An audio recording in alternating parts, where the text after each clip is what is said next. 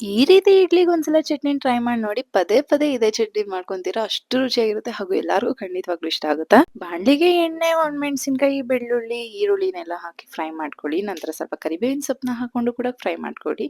ಇದಕ್ಕೆ main ingredient ಆಗಿರೋ ಟೊಮೆಟೊನು ಕೂಡ ಆಡ್ ಮಾಡ್ಕೊಂಡು ಚೆನ್ನಾಗಿ ಫ್ರೈ ಮಾಡ್ಕೊಂಡು ರುಚಿಗೆ ತಕ್ಕಷ್ಟು ಉಪ್ಪನ್ನ ಹಾಕೊಂಡು ಮಿಕ್ಸ್ ಮಾಡ್ತಾ ಲೋ ಫ್ಲೇಮ್ ಇಟ್ಟು ಈ ರೀತಿ ಒಂದು ಲಿಡ್ ಕ್ಲೋಸ್ ಮಾಡಿ ಸ್ವಲ್ಪ ಹೊತ್ತು ಟೊಮೆಟೊನ ಎಣ್ಣೆ ಬೇಯೋದಕ್ಕೆ ಬಿಡಿ.